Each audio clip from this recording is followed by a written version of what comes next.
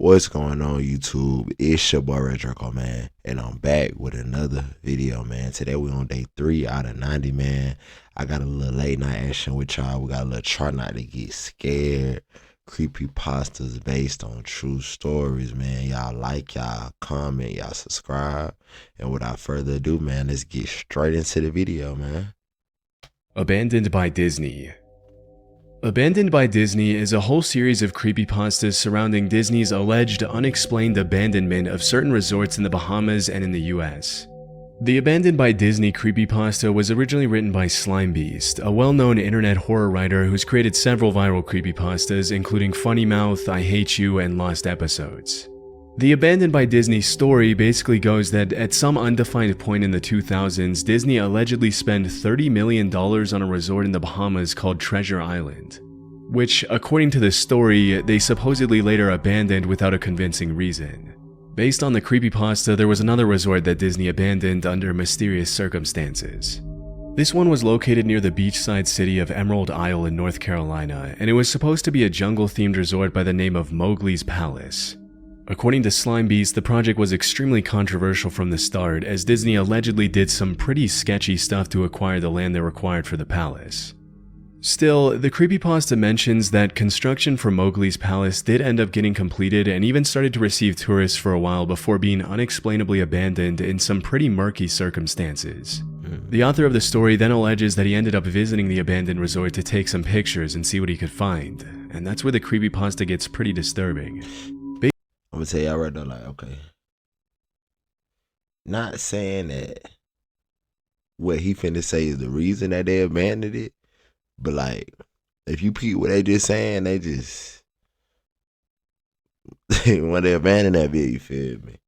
It's reason behind everything, you know what I'm saying? There's always a reason behind everything. Y'all always remember that cause and effect. Cause and effect. Based on the story, the resort had pretty much been stripped bare and left to rot over the years. Most of the things that were big enough to take back from the resort had been stolen, leaving only desks, refrigerators, abandoned statues, other miscellaneous objects, and the buildings themselves to show for the once functional Mowgli's Palace. Allegedly, Disney had also released their exotic animals onto the grounds upon abandoning the resort, including the sharks they once kept in their aquarium and their 80-foot-long pythons, one of which supposedly slithered right in front of the creepypasta author, who initially assumed it was a statue. Nigga, Disturbingly, the creepypasta mentions that why the fuck would you let all the animals out, bro? Like you done went and got all the animals. Ain't did shit to nobody. Got all the animals. Sharks. Snakes, nigga. This nigga just had like a 80 foot, 80 whatever fucking, that shit too long. You feel me? Like a whole snake. Just we ain't finna be here, no, we finna abandon it. Let it set it free. What, nigga? You need to take that bit where you got it from, my nigga. Or put it back in the right habitat. Cause you endangering people's lives. Well, I guess they said it is an island. But that bitch was just swimming in the water, like the fuck? that dozens of walls, Come on, Disney. All that money y'all got, y'all ain't got no sense, my nigga. staircases, and objects lying around the resort had been spray painted with the words "Abandoned by Disney," possibly by disgruntled employees who were fed up with Disney's sketchy doings. At one point in the story, the author allegedly went down the stairs into a room that was labeled mascots only and came across a photo-negative version of a Mickey Mouse costume that somehow came to life and pulled its own head off in front of the author to scare him. What? Now, obviously, pretty much every single detail about this story from start to finish is completely fake. The same goes for every other story that's a part of this Abandoned by Disney creepypasta series. But it actually was based on some real events. There was once a real resort on a real island that Disney mysteriously abandoned back in the late 90s. Between 1974 and 1999, Discovery Island in Bay Lake, Florida was a popular Disney attraction open to the public, who were drawn there by the dozens of wild animal species roaming around the tropical landscape. Disturbingly, the resort ended up getting charged with animal cruelty after the company admitted that a few vultures had died after being captured by their employees. For unrelated, unspecified, and mysterious reasons, Disney Island was closed in 1999, and the name Discovery Island was passed. He said some vultures were caught. And like vultures, like, He dead shit. The resort ended up getting charged with animal cruelty after the company admitted that a few vultures had died after being captured by their employees. For they captured some vultures. Unrelated, unspecified, and mysterious reasons, Disney Island... Y'all need to get them some employees or that's some jobs. They catching vultures, nigga. The fuck? was closed in 1999, and the name Discovery Island was passed on to one of the lands in Disney's Animal Kingdom. Since its closing, the island was pretty much left abandoned to rot under the elements, and over the years its structures have sustained major hurricane damage. Interestingly, as of 2024, all buildings and attractions of the original resort remain on the island, which gives it a pretty creepy and nostalgic vibe. Nowadays, the area is fully off limits to the public, but that hasn't stopped a few urban explorers from venturing out into the island and finding some pretty disturbing stuff. In 2004, urban explorer Shane Perez visited the island 5 years after its abandonment, swimming through 300 feet of freezing cold alligator-infested Florida lake water to reach Discovery Island and spend the night exploring the remains. Nah, cause this nigga right here real life dedicated, cuz that's some real life dedicated type shit, bro. Like, nigga, ain't no fucking way. I'm finna swim through freezing cold alligator infested water, nigga. What? They go see some abandoned shit that I don't know what's over there. Nah. The mysterious resort. Interestingly, during their visit, Shane and his friends discovered that several lights throughout the island were still somehow working. And a little more disturbingly, they found all kinds of odd things. If I'm mistaken, they said they've been banned for 5 years. Nigga, they ain't still paying the light bill over there. Come on, bro. Ain't they not paying the light bill over there, bro? There's some shit going on. You gotta peep shit and see, bro. Like, come on. Exploring the remains of the mysterious resort. Interestingly, during their visit, Shane and his friends discovered that several lights throughout the island were still somehow working. And a little more disturbingly, they found all kinds of odd things in the abandoned sheds, including snakes stuffed in Coke bottles and a bunch of animals that were left behind by Disney when the island closed, which is pretty similar to what was mentioned in the fictional Creepypasta. Although Shane and his friends were only able to explore half of the island before the sun rose again, they uploaded all of their findings onto a now infamous blog post that ended up being featured on the news. Obviously, this didn't make Disney look too good, and as a result of trespassing, Shane was banned from... Y'all had the door had open up though, like y'all had seen that shit, like that shit weird, cuz that shit was weird. What was mentioned in the fictional Creepypasta. Although Shane and his friends were only able to explore half of the island before the sun rose again, they uploaded all of their findings onto a now infamous blog post that ended up being featured on the news. Obviously, this didn't make Disney look too good. What I was finna say before the door kind of fucked up my train of thought was, shit, y'all let me know in the comments if y'all want to go a little more into depth. Go to the article, make a little, you know what I'm saying? Y'all let me know in the comments if y'all fucking with that. Y'all want to see more about Discovery Island? Let me know in the comments. And as a result of trespassing, Shane was banned from all Disney resorts for the rest of his life. Damn. But he triggered a wave of intrigue around the island that has endured until this day. Over the years, a few more urban explorers have attempted to explore the island, leading to some pretty interesting videos, blog posts, and pictures. Nowadays, the island is under extremely heavy 24/7 surveillance, which would make it almost impossible to explore for a regular civilian. Still, the abandoned island turned creepypasta was one of the dozens of things that have irreparably damaged the public's perception of Disney, as it's... So I got a question. Why is they don't want nobody going over there if it's abandoned? If ain't nobody, what they got over there, basically, I'm asking where they hiding. They gotta be hiding something, cause why you got 24/7 security on some abandoned shit? You got abandoned houses all the time, you feel me? People go do the same shit, it's just not to that quality. But what are they hiding over there? What do they got over there that they gotta have 24/7 securities? You know what I'm saying? It's some found over there that either we probably might not know about or they ain't found yet, bro. Or they done found and they done kept them on the hush, you feel me? But it's something over there for sure. And I'm trying to find out Pretty what's clear over that that behind the bitch. cute mouse costumes and the fairy tale facade, there's a bunch of stuff the higher ups of the company definitely don't want the public to see. Facts. Telling you. They The hiding something for Smiling real. Man. In April 2012, a Reddit user named Blue Title posted a story titled The Smiling Man. The story basically goes that at some point in 2012, Blue Title went for a solo walk in the middle of the night in Seattle, Washington after his roommate had fallen asleep. At some point in the evening, between the hours of 1 a.m. and 2 a.m., he saw a strange-looking man dancing at the other end of the street. In the user's own words, it was a strange dance, similar to a waltz, but he finished each box with an odd forward stride. I guess you could say he was dance-walking, headed straight for me. At first, Blue Title tried to walk past him, giving the man as much space as possible to avoid coming into contact with him, but the guy just kept dancing closer and closer. What's most disturbing about the account is the way the user describes the man's appearance. First of all, Based on the before we even hear the appearance of this nigga, if y'all walking down the street in the middle of the night, y'all see that, what y'all doing? I just want to know. Y'all just let me know in the comments. I'm even give y'all a little time to go down there. Y'all also subscribe while y'all doing this, but y'all go in the comments. Tell me what y'all doing when y'all see Lil Bro. When y'all see Lil Bro dancing his tummy towards you and shit. First of all, I'm gonna have to hold in my laugh, you feel me? But I'm gonna get the fuck on. I don't know what nobody else doing. I ain't trying to see what it look like. None of that. Getting the fuck on. If I got that motherfucker on me, if you start like coming to me, fuck. Come on. No post, the man was tall and lanky, wore an old suit, and had an extremely eerie expression on his face.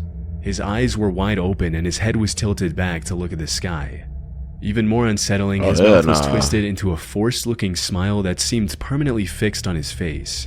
To make a long story short, the smiling man ended up chasing Blue Title for several blocks until the user eventually outran him and made it back to his apartment safely. There's a lot more detail to the chase, but I'm leaving out some of it for simplicity. Based on what was mentioned in the post, the user continued to live in that city for another 6 months and never went out on another solo late-night walk again. This is usually the kind of story that you would read and immediately dismiss as fake, but the smiling man is one of those posts that there's no good reason to believe it's not true. After the story was posted, the smiling man turned into something of an urban legend and became a classic creepypasta, often being featured in horror forms and even being turned into multiple different viral short films over the years. Still, the original story was not designed to be a creepypasta as it came to be over time. The author has continued to insist it's real. For context, the Let's Not Meet subreddit, which is where the story was originally posted, was created for people to share their true accounts of scary in-person encounters they experienced firsthand.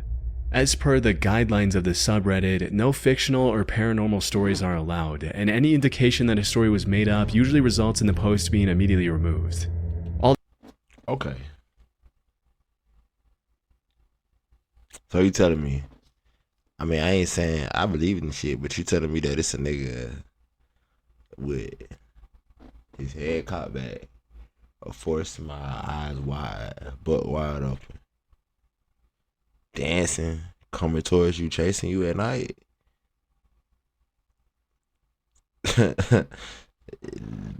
And you still live there, nigga? You still hang around that bit?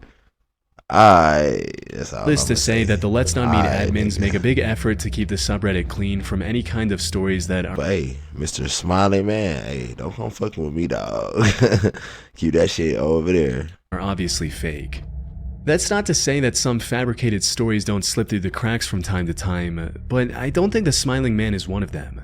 Looking into Blue Title's activity on other subreddits, I found that they seem pretty honest and genuine, often discussing martial arts, music, and other topics unrelated to creepypastas and internet horror lore.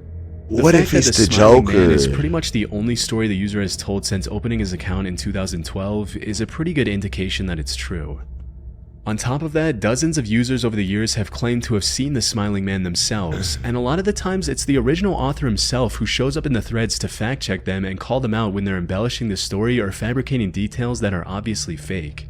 And yeah, sure, my boy this is really by went no through that means shit. 100% definitive proof that the Smiling Man was real, but I'm honestly inclined to believe Like that this actually ass, happened. he dead ass went through that As shit. for what the Smiling Man's intentions were on that night in 2012, it's really anyone's guess. I'd probably guess the guy was either under the influence of drugs, mentally insane, or really going out of his way to mess with Blue Title for no reason. With so many years having gone by since this incident took place, we'll likely never know.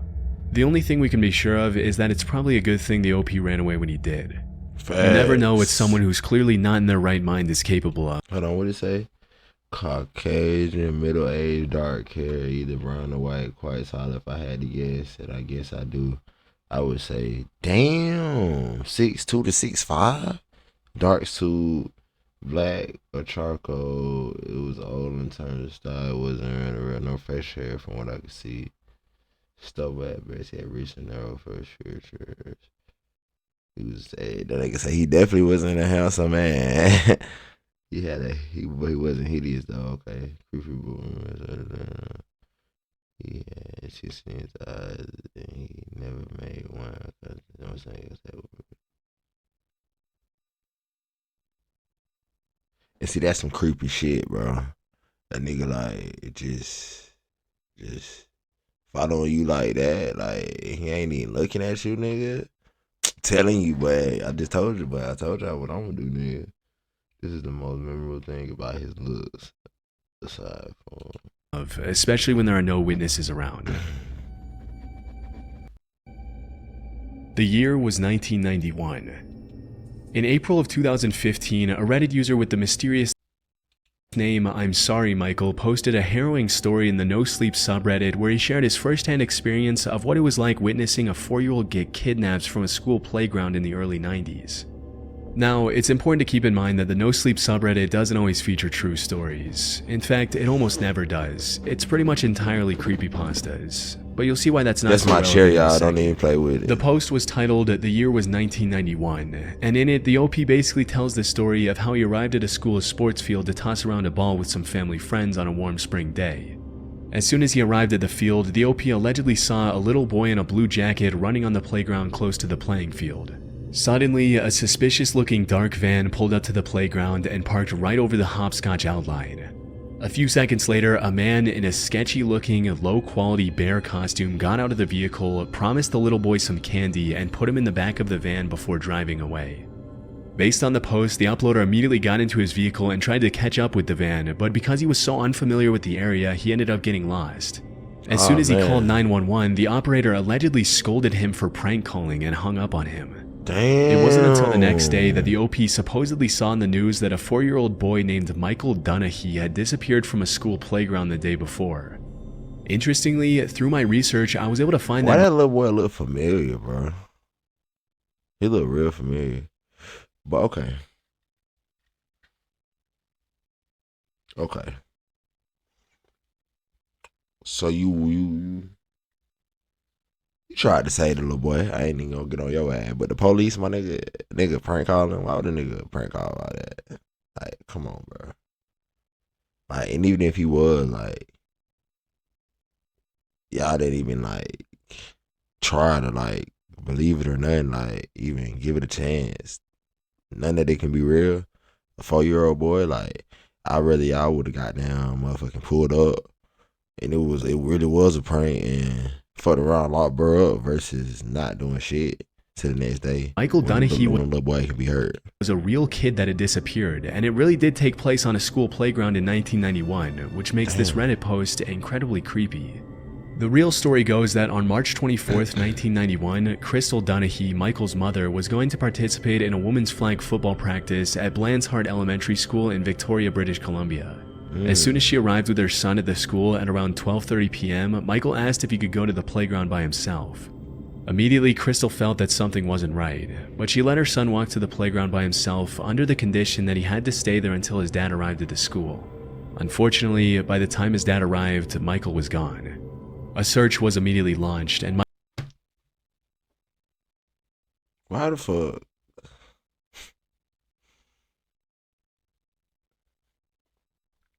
Michael was officially declared a missing person.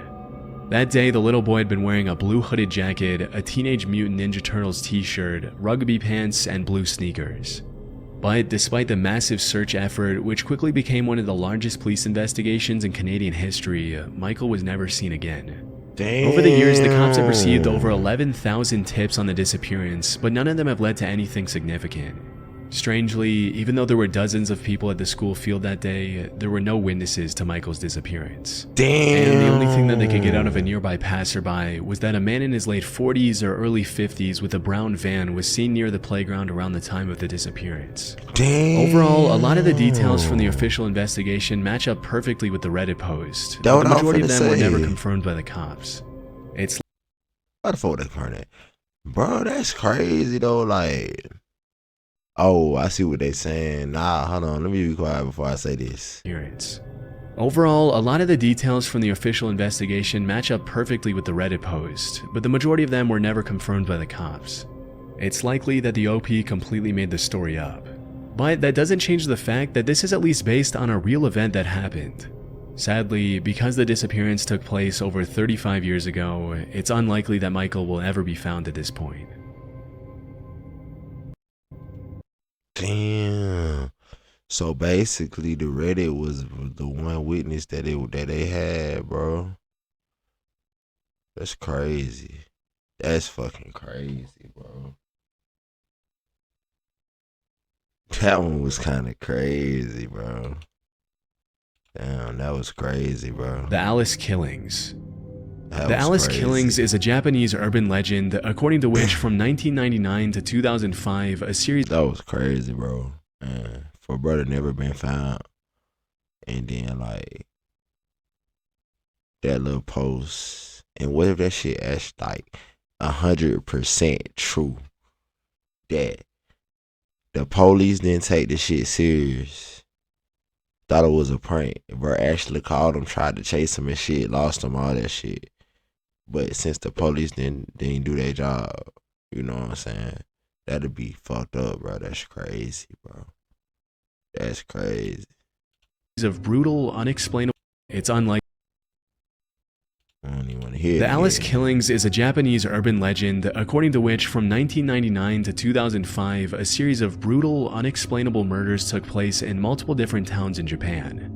Based on the legend, each victim's life was taken in a very different fashion, and the only thing that tied the murders together was the fact that a playing card was found near or on the victims' bodies when they were found by cops or passersby. Disturbingly, the legend mentions that on the playing cards, the killer would write the name Alice in the victim's blood. That's a movie shit. For example, one of the victims was allegedly buried in a shallow grave with a Queen of Clubs marking its entrance. Another card with the King of Diamonds was found crammed into the hand of another victim at a bar. Over time, people started putting their own twists on the urban legend, turning it into a creepypasta and adding all kinds of details to the original story, as usually happens online. But even though the specific details in the story of the Alice Killings are all fake, they're all based on a completely true story that's just as terrifying as the creepypasta. In 2003, an ex-military guy turned security officer in Madrid, Spain named Alfredo Galán Sotillo shot a 50-year-old man named Juan Francisco Ledesma in the head in front of his 2-year-old son. From there, Alfredo went on to kill another 5 victims over the next month, all of them picked completely randomly and for no good reason. After taking his second victim's life, he left a tarot card with an ace of clubs near the crime scene, after which, as you can probably guess, the media started sensationalizing the case, giving Alfredo much more attention than he deserved. And thanks to that, he went on to kill another 4 victims and severely injure another 3, often leaving tarot cards at the scene to fit the picture. So basically, y'all hyped him up. Y'all turned bro some more. So he just... Sure the media had made of him. Nigga, in that's addition crazy. to the cards, the killer did have a particular MO in the way he took his victims' lives. All of them were shot at point-blank range, and all of them were picked at random, unlike most serial killers who often stalk and get to know their victims before taking their lives.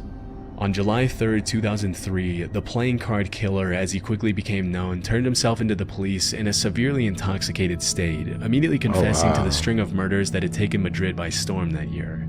As soon as he sobered up, he tried to take back his confession, but at that point it was too late, as he had already revealed to the cops certain details about the pen markings on the cards that weren't even made public. Damn. Disturbingly, during the investigation, it was revealed that before carrying out his gruesome crimes, the killer would wish his victims good morning and ordered them to kneel down before executing them. Damn. That same year, Galán was sentenced to 142 years in prison, a punishment like he's he serving should, to this nigga. day. In 2023, Netflix made a documentary about him titled The Playing Card Killer. Oh, they got a movie? At the end of the day, that's probably what these killers really want deep down, attention. But fortunately, he won't be getting out anytime soon, And let's just hope the crazy amount of attention the media gives these killers doesn't motivate more lunatics to seek notoriety through these kinds of crimes. Alright, so for anybody watching me right now, man, if you seeking attention, bro, I swear to God, bro, it's other ways to go about that shit, bro. You don't gotta go kill nobody, do no crazy shit. Like, it's other ways you can get attention, bro. Like, make a TikTok, bro. Make a joke on TikTok. Make a little funny video on TikTok, nigga. Go outside, talk to people, try to meet people, walk up to people, interact with people in real life, bro, versus just this nigga want attention. He got the attention, so I'm finna go catch 4 more. Hell nah, nigga, that is not how I go. Never cool like that, my boy. So if anybody going through anything, want attention, man, it's plenty of ways out here to get it. Then resorting to violence or anything harmful. It's so many positive ways out here to get attention. You just gotta do it, bro. The Doppelganger. Ooh. The Doppelganger is a pretty well-known creepypasta. This one right here, boy. I heard about them doppelgangers, boy. This one might, for shit show, be real. They really had some motherfuckers in here that been seeming real, bro. For real, like, shit. That tells the fictional story of a kid named Trey who lived with his parents in a small rural county in eastern Tennessee. Based on the original Reddit post titled The Doppelganger, Trey's father Henry was a county warden who usually came home from work late in the evenings.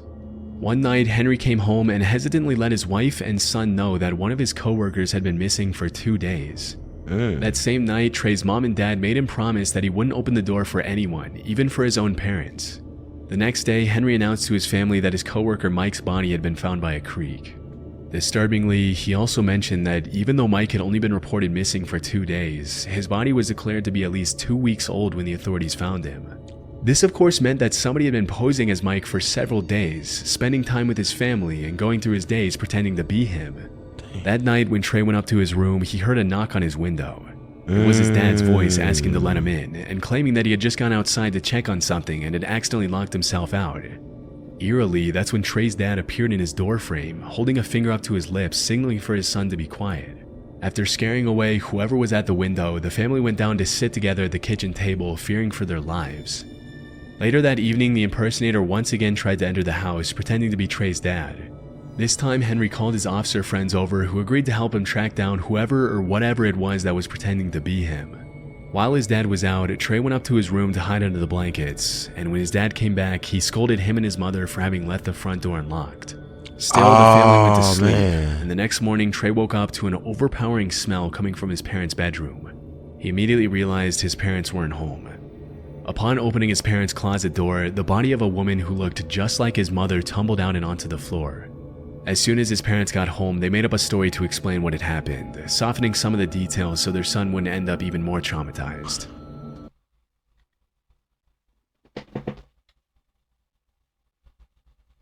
Hold up, bro. Damn. So, I know somebody ain't watching that video lost too. So, it's a nigga in prison escaped. Couldn't find him. They found him 2 days later, but his body was 2 weeks old. So that's when they knew that somebody was posing as him in jail and escaped and went missing. Then this same person showed up to the dude daddy house trying to pose as him, or do his daddy got a dog? This shit crazy and it's deep, bro. What the fuck? His parents' bedroom. He immediately realized his parents weren't home. Upon opening his parents' closet door, the body of a woman I think that's his just real like mom, his mother fake mom tumbled in the out and onto closet. the floor. As soon as his parents got home, they made up a story to explain what had happened, softening some of the details so their son wouldn't end up even more traumatized. The creepypasta ends with Trey noticing that his dad's hair is a different shade of black than it usually was, leaving the story on a cliffhanger. Obviously, pretty much everything in the creepypasta is entirely made up. But the story itself was based on an illness called Capgras syndrome, which is a real psychiatric condition in which people end up convinced that their family members and other people close to them have been replaced by imposters or doppelgangers. Through my research, I found that people with Capgras syndrome often end up becoming aggressive and even violent with the loved ones they accuse of being imposters. And disturbingly, a pretty clear correlation has been found between Capgras syndrome and violent homicides within families. I also found that people with pre-existing neurological disorders such as Parkinson's disease, epilepsy, and stroke are more prone to developing Capgras syndrome, as well as people who suffer from schizophrenia and similar illnesses. One particular case that caught my attention involved a 24-year-old male veteran who turned himself into the police to confess that he had allegedly been violent with his girlfriend. Interestingly, when the cops called his girlfriend to get her side of the story, she mentioned that the allegations were completely false and that her boyfriend had no history of violence. What followed was a pretty confusing series of events where the patient ended up revealing that he was convinced his entire family were imposters.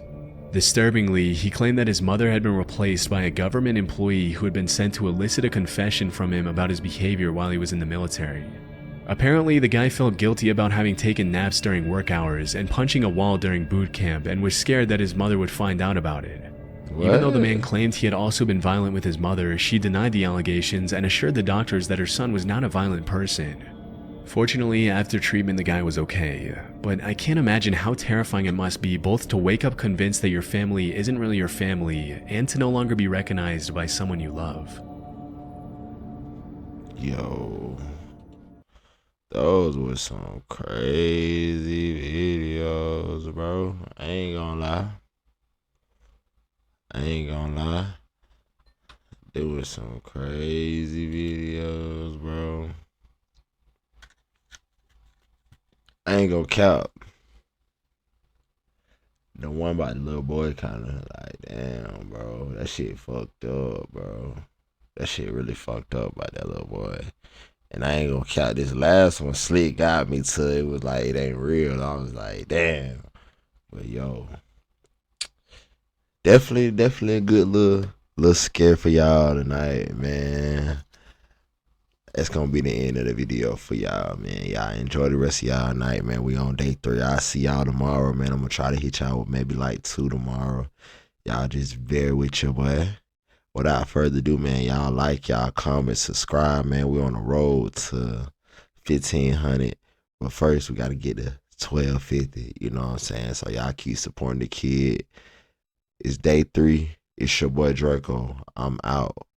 Peace.